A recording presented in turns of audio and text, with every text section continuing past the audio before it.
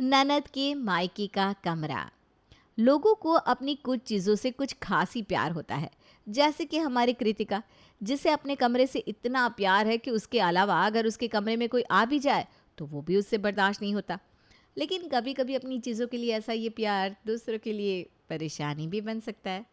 अरे मम्मी, ये आप क्या कर रही हो? मैंने कितनी बार मना किया आपको कि मेरे कमरे में सफाई मत किया करो। मैं 5 मिनट के लिए वॉशरूम क्या गई, उतनी देर में आपने मेरे कमरे में धावा बोल दिया। जाओ आप, मैं अपने आप अपने कमरे की सफाई कर लूंगी। अरे तो अब तक की क्यों नहीं? खुद अपने कमरे की सफाई करती नहीं और किसी को अपने कमरे में घुसने देती नहीं। मुझे तो समझ में नहीं आता, आखिर तूने इस कमरे में ऐसा क्या छुपा कर रखा है जो कोई तेरे कमरे में आएगा तो ढूंढ लेगा और धमाका हो जाएगा। ऐसा कुछ नहीं है मम्मी, वो बस मुझे पसंद नहीं है कि कोई मेरे कमरे में आए।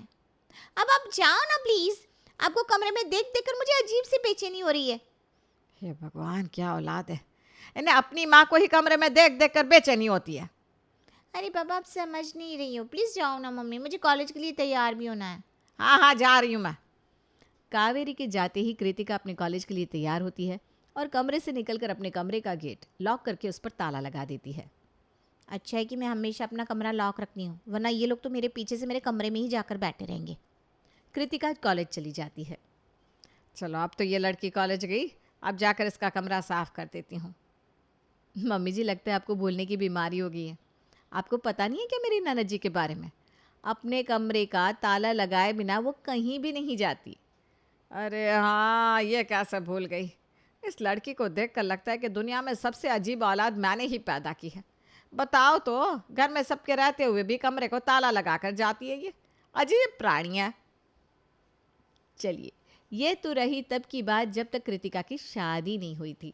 लेकिन अब समय है 1 साल के बाद का, जब हो चुकी है कृतिका की नई नई शादी।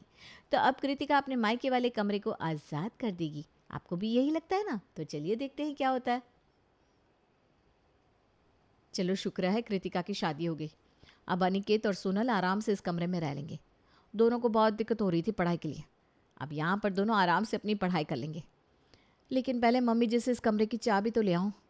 आशा अपनी सासू माँ से कमरे की चाबी मांग कर लाती है और कमरे को खोलकर उसे अच्छी तरह से साफ करके चकाचक कर देती है।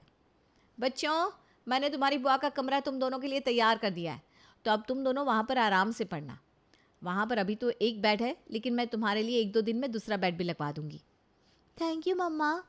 वैसे मम्मा, सच बताऊँ तो मुझे यकीन ही नहीं हो रहा कि बुआ का कमरा हमें मिल रहा है। मुझे तो अभी भी ऐसा लग रहा है जैसे अभी बुआ आएंगी और जैसे ही हम उनके कमरे में जाएंगे वो बोलेंगी, मेरे कमरे से बाहर निकलो। डोंट वरी बेटा, अब तुम्हारी बुआ की शादी हो चुकी है। अब वो यहाँ पर रहने के लिए नहीं आने वाली। बस हाँ, जब कभी कभी आएगी तब शायद ऐसा हो सकता है। सोनल और अनिकेत दोनों कृतिका के पुराने कमरे में शिफ्ट हो जाते हैं। तभी थोड़े दिन बाद कृतिका सबसे मिलने अपने मायके आती है। तूने तो बोला था कि तू यहाँ पर 1 हफ्ते के लिए रुकने आ रही है, लेकिन मुझे तो तेरे हाथ में तेरा कोई सामान नहीं दिख रहा। पूरे हफ्ते यही कपड़े पहन कर रहेगी क्या? अरे वहाँ से कपड़े लेकर आने की क्या ज़रूरत थी? यहाँ पर मेरे इतने सारे कपड़े हैं तो सही। मेरी पूरी की पूरी अलमारी मेरे कपड़ों से ही तो भरी है। नहीं बुआ, अब मैं और अनिकेत भैया आपके कमरे में रहते हैं, तो आपकी अलमारी में आपके कपड़े नहीं है। अब तो आपकी अलमारी में मेरे और अनिकेत भैया के कपड़े हैं। क्या? मेरी अलमारी में तुम दोनों के कपड़े क्या कर रहे हैं? और अगर मेरी अलमारी में तुम दोनों के कपड़े हैं तो फिर मेरे कपड़े कहाँ पर हैं? आपके कपड़े तो मम्मी ने बहुत सारे बैग्स में पैक करके दादी माँ के कमरे में रखे हैं। दादी माँ कह रही थी जब आप आओगी तो ये सारे कपड़े ले जाओगी। क्या मम्मी, अगर मुझे कपड़े अपने साथ लेकर जाने होते तो उन्हें यहाँ पर छोड़कर क्यों जाती? और ये क्या बात हुई कि मैं शादी करके यहाँ से चली क्या गई? आपने मेरे कमरे को इन दोनों को दे दिया। भाभी, आपको तो इन्हें समझाना चाहिए था। अरे इसमें बच्चों को समझाने वाली क्या बात है? अब तुम्हारी शादी हो गई है तो तुम्हारा कमरा खाली ही था और बच्चों को पढ़ाई के लिए एक रूम चाहिए था तो उन्हें वहाँ पर शिफ्ट कर दिया। देखो भाभी, इस घर पर जितना आपका और भैया का हक है ना, उतना ही मेरा भी है। इसलिए भले ही मेरी शादी हो गई हो, लेकिन अभी भी वो कमरा सिर्फ मेरा ही है और पहले की तरह वहाँ पर मेरे अलावा और कोई नहीं जा सकता। तुम दोनों अभी के अभी अपने कमरे में वापस जाओ। अरे लेकिन बुआ। नहीं नहीं नहीं, कोई बुआ फुआ नहीं। तुम्हें पता है ना मुझे मेरा कमरा कितना प्यारा है। चलो जल्दी से वहाँ से अपना अपना सामान हटाओ। मुझे वहाँ पर दोबारा से अपना सारा सामान सेट करना पड़ेगा और इस बार खबरदार अगर किसी ने मेरा सामान छेड़ा तो। अरे लेकिन लेकिन के आगे कृतिका की भाभी कुछ बोलती उससे पहले तो वो अपनी मम्मी के कमरे में पहुंच जाती है और वहां से अपने कपड़ों के सारे सूटकेस उठाकर अपने कमरे में ले आती है। बच्चों से अपने कमरे से उनका सारा सामान हटवाकर वो फिर से अपना कमरा अपने अकॉर्डिंग पहले की तरह सेट कर देती है। अब लग रहा है ना ये मेरा कमरा। अब आराम से पूरा हफ्ता यहाँ पर रहूँगी। सोनाक्षी और प्रीति से मिले भी बहुत दिन हो गए। एक काम करती हूँ, कल उन्हें घर पर बुला लेती हूँ। कृतिका अपनी दोनों फ्रेंड्स को कॉल करके अगले दिन उन्हें अपने घर पर इनवाइट कर लेती है। अगले दिन अच्छा हुआ तुम दोनों आ गई, शादी के बाद अब मिल रही हूँ तुमसे। अरे तुम तो ऐसे कह रही हो जैसे तुम्हारी शादी को पता नहीं कितने साल बीत गए हैं। अभी 1 महीने पहले ही तो तुम्हारी शादी हुई है। हाँ यार, लेकिन तुम दोनों जानती हो ना मुझे अपने कमरे से कितना प्यार है। मुझे अपने कमरे की इतनी याद आ रही थी कि वहाँ पर 1 महीना मैंने कैसे काटा मैं ही जानती हूँ। अच्छा, तब तो ऐसा लगता है कि तुझे अपनी शादी के बाद भी यहीं पर रहना पड़ेगा, तभी तेरा मन लगेगा। यार मेरा बस चलता तो मैं ऐसा ही कर लेती लेकिन शादी हो गई है तो महीने में कुछ दिन तो ससुराल में रहना ही पड़ेगा। लेकिन हाँ, मैंने ये डिसाइड कर लिया है कि मैं महीने में कम से कम 10 दिन तो यहाँ पर आकर ही रहूँगी। बोलना आसान है बेटा, लेकिन कोई ससुराल वाले तुझे हर महीने 10 दिन के लिए तेरे मायके नहीं भेजेंगे। वो सब तो मैं अपने आप देख लूँगी। अभी तो मैं तुम्हारे लिए पहले कुछ खाने के लिए बनवाती हूँ। बताओ क्या खाओगी तुम दोनों? अरे कुछ नहीं, हम दोनों तो अभी खाना खा कर आए हैं। वैसे भी भाभी को परेशान मत कर, वरना वो बोल देगी कि शादी के बाद भी अपनी सहेली को यहाँ बुलाकर मुझसे खाना बनवा रही है। अरे कोई कुछ नहीं बोलेगा। मैं अभी भाभी से बोलकर तुम्हारे लिए गर्मा गर्म चाय और पकौड़े बनवाती हूँ और खाने के लिए मटर पनीर की सब्जी बनवा लेती हूँ। बहुत दिन से भाभी के हाथ की मटर पनीर की सब्जी नहीं खाई ना। कृतिका अपनी भाभी के पास फ़ोन करती है और उन्हें ये सब कुछ बनाने के लिए बोलती है। अब उसकी भाभी आखिर कहे भी तो क्या, उन सब के लिए चाय पकौड़े बनाने किचन में जाती है। शादी के पहले भी इसका यही हाल था और शादी के बाद भी इसका यही हाल है। अपनी सहेलियों को घर पर बुलाने का इतना शौक है तो उनके लिए खाना भी खुद ही बनाए। यहाँ पर पहले क्या मेरे सर पर कम काम है जो अब इसकी सहेलियों की खातिरदारी भी मैं करूँ। पता नहीं ये कब अपने ससुराल वापस जाएगी। कुछ देर बाद कृतिका फिर अपनी भाभी के पास फ़ोन करती है। हेलो भाभी, कितनी देर लगेगी चाय पकौड़े बनने में? प्लीज़ थोड़ा जल्दी ले आओ, बहुत ज़ोर से भूख लग रही है। हाँ हाँ ला रही हूँ। ओके। कृतिका फ़ोन रख देती है। एक तो इनके लिए पहले चाय पकौड़े बनाओ, इन महारानियों को इनके कमरे में सब कुछ देख कर भी आओ। मुझे तो इसके साथ साथ इसकी सहेलियाँ भी इसके जैसी ही लगती है। जब देखो तब मेरा दिमाग ख़राब करने आ जाती है। अनिकेत, अनिकेत, जी मम्मी। जाइए चाय पकौड़े अपनी बुआ के कमरे में देकर आ।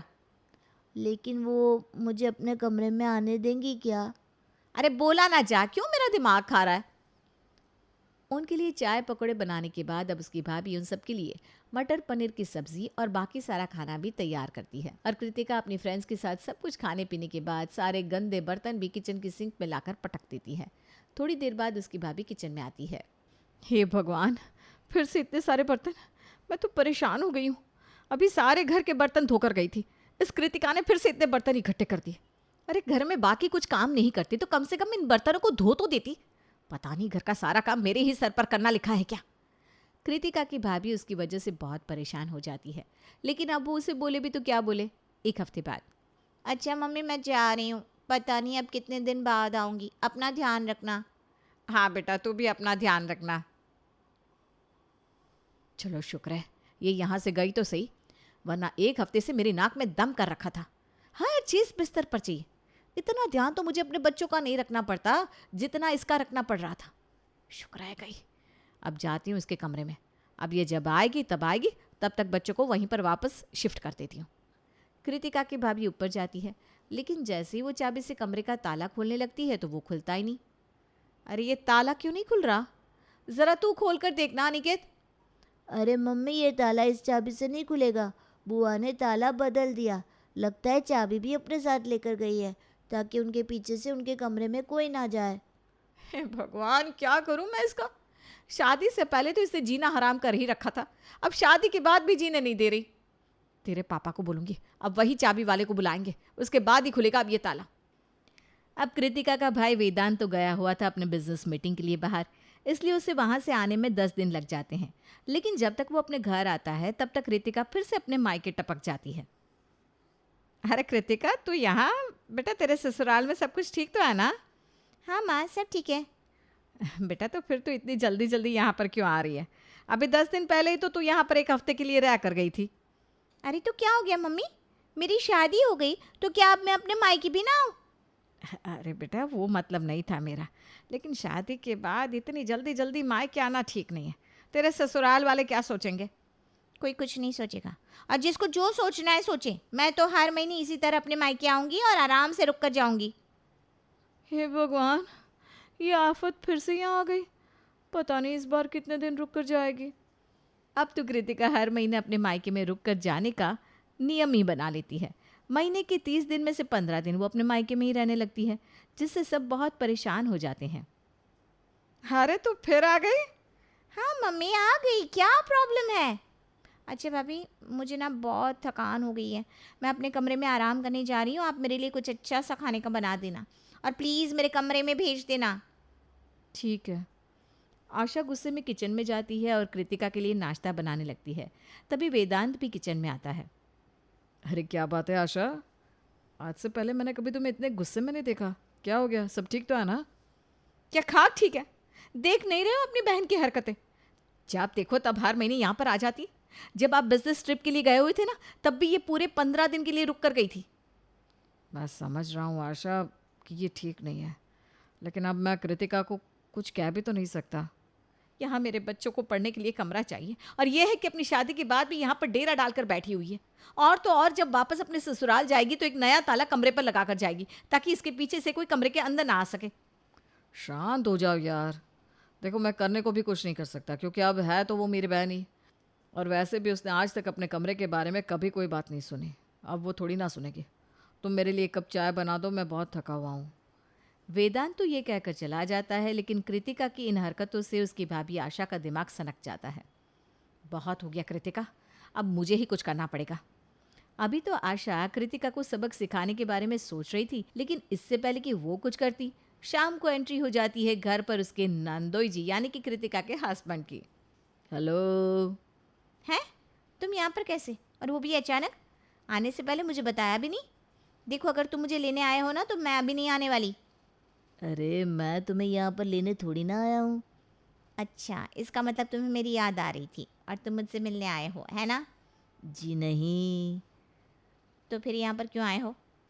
देखो यार, ये तो मैं जानता हूँ कि तुम अपने इस कमरे के बिना ज़्यादा दिन तक नहीं रह सकती, और इसीलिए तुम हर महीने मुझे छोड़कर यहाँ आ जाती हो। इसलिए मैंने डिसाइड कर लिया है कि आज से मैं भी तुम्हारे साथ यहीं पर रहूँगा। क्या? लेकिन तुम मेरे साथ मेरे मायके में कैसे रह सकते हो? जब तुम मेरे साथ मेरे घर में रह सकती हो तो मैं तुम्हारे साथ तुम्हारे घर में क्यों नहीं रह सकता? चलो हटो, मैं बहुत थक गया हूँ, मुझे नींद आ रही है। अरे लेकिन हे भगवान, ये तो सो भी गया, क्या बंदा है यार। ये मेरे बेड पर सो रहा है, कैसे हटाऊं इसे? अरे सो जाओ चुपचाप, मैं नहीं हटने वाला। हाँ? एक दिन तो जैसे तैसे कृतिका एडजस्ट कर लेती है, लेकिन अगले दिन उठते ही, अरे तुम ये मेरी अलमारी में क्या कर रहे हो? अरे कॉमन सेंस यार, अपने कपड़े लगा रहा हूँ। तुमने कितने सारे कपड़े अलमारी में भर रखे हैं, इनमें से जो पुराने थे हटा दिए मैंने। मुझे मेरे कपड़े रखने में प्रॉब्लम हो रही थी। क्या? तुमने मेरी अलमारी से मेरे कपड़े निकाल दिए? हे भगवान, ये तुम क्या कर रहे हो? देखो मैं ना बहुत इरिटेट हो रही हूँ। अरे यार, इसमें इरिटेट होने वाली क्या बात है? अब यहाँ पर एक अलमारी है तो उसी में हम दोनों को अपने कपड़े रखने पड़ेंगे ना। तुम मेरी वाइफ हो तो मेरे लिए इतना एडजस्टमेंट तो कर ही सकती हो डार्लिंग। अच्छा अब ये रोना धोना बंद करो, एक अच्छी वाइफ की तरह मेरे लिए अच्छा सा ब्रेकफास्ट बना कर लाओ। ठीक है, लाती हूँ। कृतिका इतनी देर में अर्पित के लिए ब्रेकफास्ट बनाकर लाती है, और उतनी देर में अर्पित उसके पूरे कमरे को तहस नहस कर देता है। हे भगवान, ये क्या किया तुमने? क्या? अभी तक तो कमरे की हालत बिल्कुल ठीक थी, ये तुमने इतनी सी देर में कमरे का क्या हाल बना दिया? और तुम ऐसे क्यों बैठे हो? ऑफिस के लिए रेडी नहीं होना है क्या तुम्हें? अरे नहीं ना यार, यहाँ से मेरा ऑफिस बहुत दूर पड़ेगा, इसलिए अब मैंने परमानेंट वर्क फ्रॉम होम ले लिया है। मैं आराम से यहाँ पर काम करूँगा और आराम करूँगा। क्या? अब ज़्यादा क्या क्या मत करो, मुझे ना कोवी की याद आ रही है। का मुझे अपना काम करने दो, और देखो मुझे ना बिल्कुल भी डिस्टर्ब मत करना डार्लिंग। अरे लेकिन पहले तो कृतिका ने अपने मायके में आकर अपने मायके वालों का जीना हराम किया हुआ था, लेकिन अब अर्पित ने उसके मायके में आकर उसके कमरे पर कब्जा करके उसका जीना हराम कर दिया। हेलो। हाँ भैया। अरे हाँ हाँ, आपके कमरे में जैसी भी सेटिंग करनी है आप कर लो। मैं और कृतिका तो अब परमानेंटली यहीं पर शिफ्ट हो गए हैं, तो उस रूम की हमें कोई ज़रूरत ही नहीं है। ओके बाय भैया। ये किससे बात कर रहे थे तुम, और किस रूम की ज़रूरत नहीं है हमें? अच्छा वो मैं भैया से बात कर रहा था। पूछ रहे थे हमारे वाला कमरा वो निशांत को दे दे क्या, तो मैंने बोला दे दो। अरे लेकिन क्यों, वो तो हमारा कमरा है ना। हाँ वो हमारा कमरा है, लेकिन हम वहाँ पर रहते थोड़ी ना है। अब हमारे पीछे से वहाँ पर अगर निशांत रहना चाहता है तो रहे, वैसे भी अब तो वो कमरा हमेशा के लिए खाली रहेगा। अरे तुम्हारा दिमाग तो ख़राब नहीं हो गया है? तुम चलो, तुम प्लीज़ चलो यहाँ से। अरे क्या हो गया, रहने दो ना यार। अब वहाँ जाने का कोई फ़ायदा नहीं है। अभी घर जाएंगे, फिर 10 दिन बाद वापस यहाँ पर आना तो पड़ेगा। अरे तो क्या मतलब है वहाँ पर जाने का। नहीं, नहीं आना मुझे यहाँ पर, तुम चलो यहाँ से। अरे लेकिन तुम अपने कमरे को छोड़कर कैसे जाओगी जानू, रहने दो ना। अरे नहीं चाहिए मुझे कोई कमरा वमरा, वैसे भी तुमने मेरे इस पर्सनल कमरे को कुछ पर्सनल रहने ही नहीं दिया। इसके चक्कर में अब ससुराल वाला कमरा भी गंवा दूंगी। तुम्हारा तो दिमाग खराब हो गया है, लेकिन मेरा नहीं खराब हुआ, इसलिए उठो और चलो यहाँ से। अब तो यहाँ पर आने का नाम भी नहीं लूँगी। एक तो वैसे ही कृतिका अर्पित के वहाँ पर रहने की वजह से परेशान हो चुकी थी, ऊपर से जब उसे सुबह सुबह अर्पित के भैया के साथ उसकी बातें सुनी तो वो तो अपने मायके में रखा अपना सारा सामान उठाकर वहाँ से 9-2-11 हो जाती है और फिर कभी आसानी से अपने मायके आने का नाम भी नहीं लेती। हेलो, थैंक यू नंदोई जी, अगर आप नहीं आते तो ये प्रॉब्लम कभी सॉल्व नहीं होती। माय प्लेजर भाभी।